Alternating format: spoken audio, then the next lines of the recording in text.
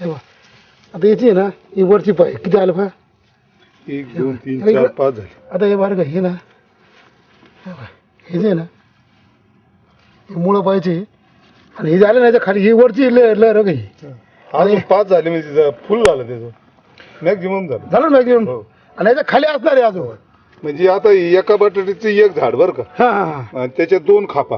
बरोबर. म्हणजे एका बटाट्यात 2 झाडं होणार हा आणि एका बटाट्याला 10 अर्ध्या खापला 10 बटाटे बरोबर बरोबर. बरोबर आणि याचे 10 आणि दुसऱ्या झाडाचे 10 हा, असे 20 बटाटे एका बटाट्यापासून निघाले पाहिजे. निघाले आता जी साईज आहे ना आपली ही बा याची साईज बा ती फुगली ना. नाही नाही, ही साईज बरं नाही ऐकलो ही साईज बा हा. ह्या चारही साईज बा तुम्ही हा.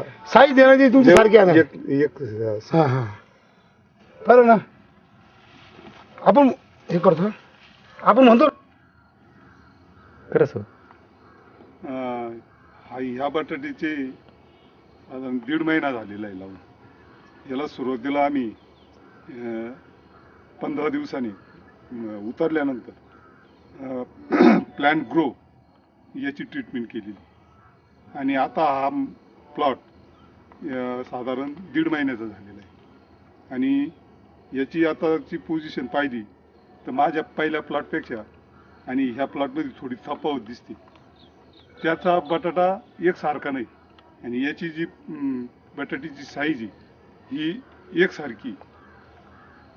त्याच्यामुळे मला ह्या औषधाचा हा इफेक्ट दिसून राहिला.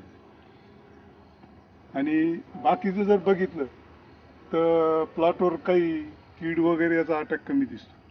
म्हणजे पॉवर प्लांट ग्रो वापरल्यामुळं झाडं Power सक्षम plant- आहे ते हो. रोगराई कीडक वगैरे काही नाही दिसत नाही आणि तुमचा जो याच्या आधीचा 10-15 दिवसाचा प्लॉट तो आहे प्लॉट त्या प्लॉट थोडी तफावत तफावत दिसते आणि हा प्लॉट त्या प्लॉटला मॅच्युअर होईन असं तुम्हाला वाटतं नाही त्याच्यापेक्षा याचं उत्पन्न जास्त राहील जास्त असा राहील अंदाज आहे. थँक्यू हो.